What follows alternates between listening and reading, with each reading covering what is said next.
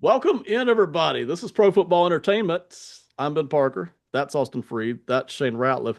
We're not talking pro football tonight, though. Okay, we cover a lot of college football. We study a lot of it. We love it. We watch a lot of it. So tonight we're talking about college football. And of course, it's that time of year where there's a lot of complaining about college football and a lot of talk about how to fix it. We're not covering all the issues tonight. Tonight, we're picking out one issue. This will be the start of a series we're going to do. So if you like this kind of thing, we're not looking to get clicks here. We're not looking to make everybody mad. We're looking to fix college football the way we would like it to be. And the three of us are not going to agree, okay, on probably any of these topics. But on the ones that we do agree, we'll kind of keep that as part of the proposal, if you will. And then on the ones we disagree on, we'll leave that for you, the audience, to decide. Okay, so tonight's topic is how many teams do you want to be in the college football playoff each year? Okay, so we've seen it go from really no playoff decades ago to a championship to four teams, and it continues to grow. So we'll probably all feel different about this. Austin, I'm gonna go to you first. Matter of fact, Austin, I want you, if you will, to tell the audience about your podcast that you guys already did this week or last week, and then start talking to us about how many teams you want in the playoff.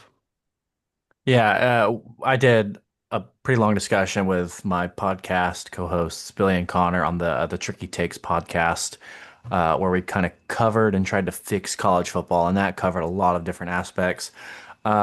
We didn't really touch too much on the amount of teams that we think is ideal. We did mention it briefly, and I had mentioned that if you had to ask me how many teams had a realistic chance of winning the playoffs. Say we just expanded the playoffs to like a March Madness 64 team, like some ridiculous number, right? Right. And then played that out 100 times.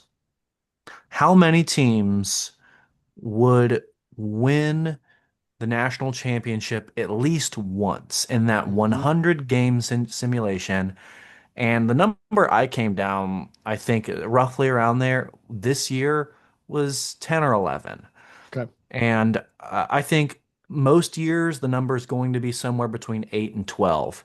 Uh, that's just kind of the talent discrepancy. In basketball, that number is way higher. Like if you were to run Right. each March Madness every year 100 times, Yes. you're probably going to see 25 different like teams at least come out with it once. It's going to be, a couple teams winning it the majority of the times, You're just gonna and then get a hot. bunch of teams. Yes. Yeah, and then a bunch of Yes. teams just win it once.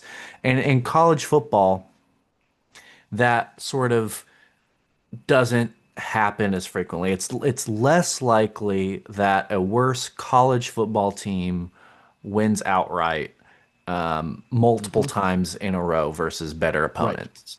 So to me, that sort of takes away any notion of expanding the college football playoff to this large scale endeavor. I actually feel really comfortable with where we're at 12 right now.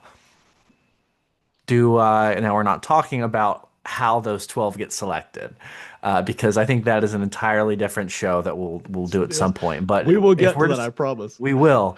But if you were just to ask me the number, I really like where we're at with 12. I think it's a nice format where we get two teams who have this bye in the first round that I really think is deserved, and the bye is well done. So I really think you have those buys at the top of the bracket, and then the rest plays out.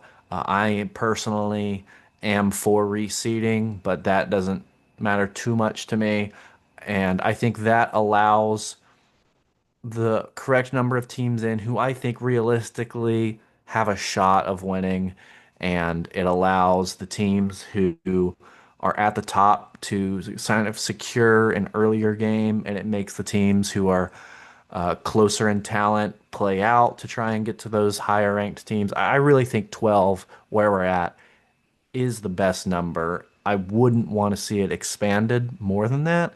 If it did, anything more than 16, I think would be complete, entire overkill. But yeah, I think 12 is a really ideal number.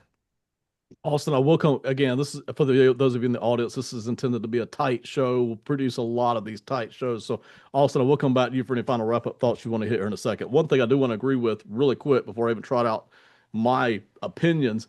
You're 100% right about the college basketball thing, where really you just need to get hot at the right time of the year, right? It's Mhm. not unreasonable. We've seen it, man. Good gosh, we've seen these teams in basketball roll to the Final Four, roll into the national title game. Maybe they don't quite complete the whole thing, but boy, we've seen them just get hot and get on a roll from schools some of us have never even freaking heard of, right? I mean, we've seen it.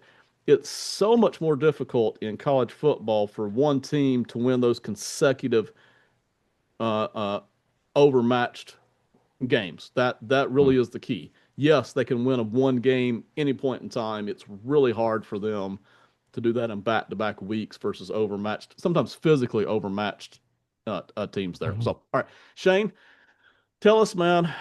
Austin's at 8 to 12, and we're at 12. So, where are you at ultimately on this? So I'll tell you, this is something that as I've gone through life, my opinion on this has changed. So to give background, I come from D3 football, where now there's 40 teams that make the playoffs. 27 of them are automatic. The rest are in there. Yeah. The problem is, like Austin said, when you're talking about 1A FBS level football now, the disparity between the top 10 and then the bottom group makes it where I agree with Austin on this. I think 12 is a good number. As Austin said, I'll fight tooth and nail over the way they're selected. I think it's an absolute joke, and it gets proven time and time again that the people who select this don't really know what it's coming to. And Yeah. any time where there's teams that are close to each other, they prove that time and time again. There's Yeah. no way to delineate what a two-loss SEC team is versus an undefeated independent team, or how that plays out. Not that I'm saying Notre Dame might fall into that or anything like that as an independent, but just an example. Yeah. Um, I think Austin hit it on the head. The thing is, uh, you could play this over and over again. It's Georgia's going to have a shot. Oregon's Right. going to have a shot. Like, Mhm. are these teams destined to win it every time? No. But if you run by pure probability, the numbers get lower as the talent level rises. It's the same thing in the NFL. Like, the goal for them is parity because it's a better for everybody to have an okay team for you to keep people watching. Mhm. Um, I think this week, and like Austin said with those buys, how's James Madison going to perform this week? How is Tulane going to perform this week? Those are the ones where you have those questions that come up where people are going to go, well, why did they get in? But again, like I said, that's a selection process. That's not a number. That's not a number problem. I Mhm. think the much bigger problem is the selection process and how we get to that number. Um, and with the way things are going now, does the regular season even mean anything, or should we just pick the 12 teams in the beginning of the year and say everybody pick your Fiesta Bowl. You can go to the Fiesta. This one's going to go to Frisco, Texas. We'll get you guys over here in the Tangerine Bowl, and then that's just what we're going to do. We just won't play any games until the championship games, and we'll figure it out from there. Because slowly, with the way that scheduling is going, the regular season is going to become questionable at best. Shane, I'm gonna hit a quick side note here because I know you're a Notre Dame fan. I feel like, and I'm not a Notre Dame fan per se. I felt like Notre Dame got screwed here, and I would have taken out Alabama myself. I understand the Miami thing, I guess, but I thought Notre Dame should be in. I realize not everybody feels that way, but I thought Alabama out, Notre Dame in. That's the way I would have done it. But that aside, because that's just one year. I'm at 8 to 12 teams as well. And that was before I didn't even get there by Austin's reasoning. But Austin, I love your reasoning there, right? In an average year, 9 out of 10 years, 19 out of 20 years, right? There's 8 to 12 teams. And sometimes it's four. It's Yeah. not usually 16 or 20, and it's never 25. So, I didn't even use that reasoning. Now, just so the audience knows my bias here, I'm actually big on trying to keep the regular season meaningful. And Shane, touched on that right there at the end of what he was talking about. There aren't too many sports left where the regular season means a whole heck of a lot, you know? I mean, in some of these sports, you lose a game, big deal, you know? You just roll on. As long as you don't lose too many, what does it matter? And I don't even watch some of these regular seasons anymore, you know? I'll turn them on as background noise. College football and the NFL, I still care about these regular seasons. And the more teams we stack on, listen, I heard an announcer the other night talking about, and there was a great game on, and he was talking about, oh, the regular season still counts. It was one game that was great and that mattered out of all the hundreds we play. The more teams you add into this playoff, it's not that the regular season doesn't matter. It just starts to matter less, especially for the top 10 teams, you know? They can collect two losses and they're fine. They can collect a third loss and they're fine. Who cares? They just need to be healthy at the end of the year. So that's really my big thing. There are other things I will flex on. This is kind of the one I really wouldn't if I had a vote. And tonight I do, you know, 8 teams, 12 teams. I'm fine either way. I would keep it at 8, but we're already at 12, so I'm okay with 12, you know? I'm okay at 12. I don't want it to go any farther than that. We're already sitting here where teams with two losses can get in. Not that even big of a deal, right? It's that third loss that's kind of the killer right now. I would love to shrink it to 8, but we're sitting at 12. So, Austin, back to you. Final thoughts here on what we're talking about. Yeah, I don't know. I think the college football playoffs have overall been a net positive.